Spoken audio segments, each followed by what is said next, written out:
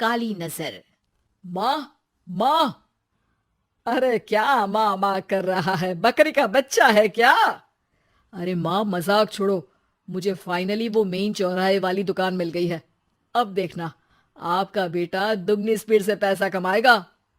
ओफो, ये क्या? मेरी ऑनलाइन मेकअप क्लास चल रही है। इतनी जोर से क्यों बोल रहे हो आप दोनों? अरे मेरी धर्म पत्नी जी, मेकअप क्लास बाद में करना। वो चौराहे वाली दुकान मिल गई है हमको। अरे वाह! रुको, मैं अपनी माँ को फोन लगाकर बता देती हूँ। अरे मैं भी अपने रिश्तेदारों को बता देती हूँ। कितनी खुशी की बात है। हाँ हाँ, मैं भी अपने दोस्तों को बता देता हूँ। 1 हफ्ते बाद रजिस्ट्री है। बस, घर में खुशी का मौका था। उन तीनों ने अपने अपने फोन उठाए और लोगों में बात फैलाना शुरू कर दिया। और रही सही कसर, श्वेता बहू ने अपने पड़ोस में सबको बताकर कर दी। अरे वर्मा आंटी, अब हम भी जल्दी कार ले लेंगे। घर का रेनोवेशन होगा और ठाट से रहेंगे हम भी। अरे, ऐसा क्या हुआ? लॉटरी बाटरी लग गई है क्या? अरे, इस बार चौराहे वाली मॉल में हमको भी दुकान मिल गई है। दुकान नंबर 21, जो एकदम चौराहे पर है। अब ग्राहक बढ़ेंगे तो आमदनी भी बढ़ेगी ही ना। अरे वाह, कितनी खुशी की बात है। मैं बहुत खुश हूँ तुम्हें इतना खुश देख के। बाकी एक बात कहूँ, सबको मत बताते फिरना। किसी की नजर लग जाएगी तो खुशी की खबर वापस लौट जाएगी। हैं? ऐसे थोड़ी ना होता है। अब डरा रही हो? अरे सही कह रही हूँ। काली नजर कहते हैं इस चीज को, जब आप किसी को कुछ बताओ और वो काम बिगड़ जाए। अरे लेकिन मैं तो। तुमने सबको बता दिया ना? हाँ, फोन लगा लगा के। अब बच के रहना। काली नजर बड़ी खतरनाक होती है। श्वेता इतनी खुश रहती है कि वो वर्मा आंटी की बात पर ध्यान ही नहीं देती, जबकि पड़ोस में और भी लोगों से खुशी की खबर शेयर करती रहती है। अगले दिन राजेश बहुत दुखी होकर घर आता है। अरे बेटा, क्या हुआ? मुंह क्यों सूजा हुआ है? मधुमक्खी ने काट लिया क्या? माँ, वो दुकान किसी और के पास चली गई। किसी ने ज्यादा भाव लगा दिया। अरे पर बात तो आपसे हुई थी ना उस दुकान वाले की। हाँ, आज मैं टोकन अमाउंट देने गया था, तब मुझे पता चला।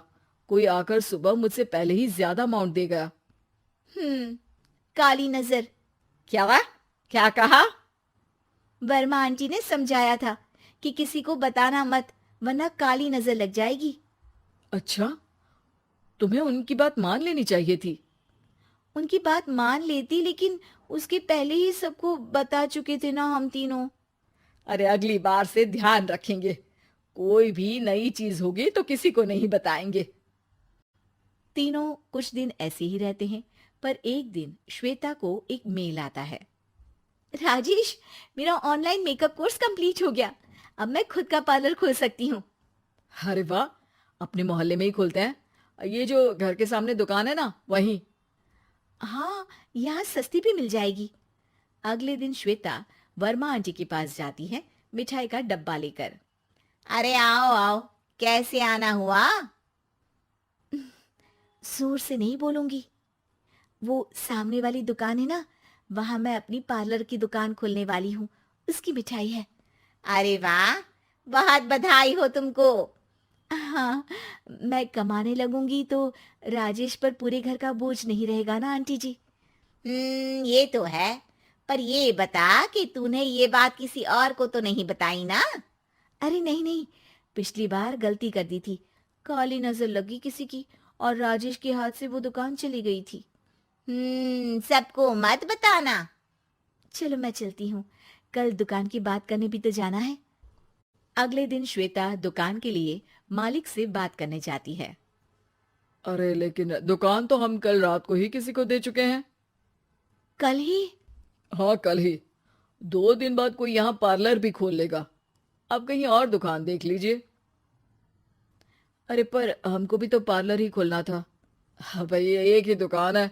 आधी आधी तो नहीं दे सकता ना मैं। राजेश और श्वेता घर पर हताश होकर आ जाते हैं। इस बार तो किसी को बताया भी नहीं था। अब किसकी काली नजर लग सकती है? सुनो, तुमने माँ को बताया था क्या? अरे कैसी बात कर रही हो? माँ की नजर थोड़ी ना लगेगी। पक्का तुमने किसी को नहीं बताया था ना? सिर्फ वर्मा आंटी को बताया था। उन्होंने ही मुझे किसी को नहीं बताने को कहा। अरे यार तुम भी सही हो। मेरी माँ को नहीं बताने को कह रही हो, पर वर्मा आंटी को बताना तुम्हें जरूरी लगा। अरे वर्मा आंटी ने ही तो काली नजर के बारे में बताया था ना। वो हमेशा हमारा भला ही तो चाहती है। मेरी माँ भी हमारा भला ही चाहती है। अरे पर चिल्ला क्यों रहे हो? बात नहीं कर सकते क्या आराम से? नहीं आता वो आराम से बात करना, और करना भी नहीं चाहता हूं मैं। दुकान जाने का दुख गुस्से में बदल गया था और राजेश और श्वेता में बात बंद हो गई थी। 2 दिन बाद मोहल्ले में पार्लर का इनॉग्रेशन हुआ, जिसमें मोहल्ले के सभी लोगों को बुलाया गया, पर श्वेता, राजेश और माँ नहीं जाते। माँ अंदर आ जाओ, क्या देख रही हो? अरे नया पार्लर देख रही हूँ अपने आंगन से। देखो, माँ को दूसरे का सुख देखने में कितना मजा आ रहा है। मेरा दुख नहीं दिख रहा इन्हें। यहाँ मेरा पार्लर भी तो हो सकता था। अरे चुप रहो यार, हर बात में लड़ाई क्यों ढूंढ रही हो? राजेश और श्वेता फिर बहस करने लगते थे। तभी माँ ने दोनों को बाहर बुलाया। अरे जरा देखो तो दुकान चलाने वाले का बोर्ड पर नाम क्या लिखा है? श्रुति वर्मा। गाड़ी निकाले बेटा, हमें कहीं जाना है। काली नजर का इलाज कराने। राजेश अपनी बाइक निकालता है। तीनों ट्रिपलिंग कर रहे हैं।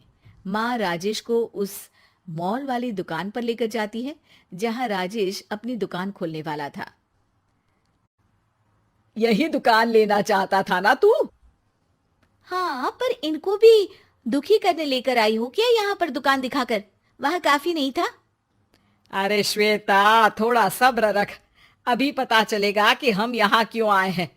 बता, इस दुकान चलाने वाले का नाम क्या है? अनुपम वर्मा। कुछ समझ में आया? वो दुकान वाली श्रुति वर्मा, ये दुकान वाला अनुपम वर्मा, और हमारे पड़ोस में हमने उस दुकानों के बारे में बताया किसको था? अब वर्मा आंटी को। मतलब वर्मा आंटी ही हमारा काम बिगाड़ रही है?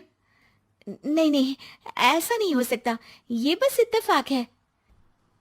राजेश अपना फोन निकालता है और श्रुति वर्मा और अनुपम वर्मा के नाम फेसबुक पर सर्च करता है, जहां ये दोनों ही वर्मा आंटी के रिश्तेदार होते हैं। श्वेता को समझ में आ जाता है कि वर्मा आंटी की ही नजर खाली नजर है। अब क्या करना है? कोई भी खुशी की खबर हो तो काली नजर से बचना है, यानी वर्मा आंटी से बचना है। अरे पर मुझे ये समझ में नहीं आया कि वो हमारे साथ ऐसा क्यों करेंगी। अरे बेटा, एक सीख है, दूर के आदमी को आपकी तरक्की से कम परेशानी होगी, पड़ोसी को ज्यादा। दोनों माँ की बात में हामी भरते हैं और अगला काम चुपचाप करने की कसम खाते हैं, ताकि आगे से वर्मा आंटी कोई काम ना बिगाड़ सके।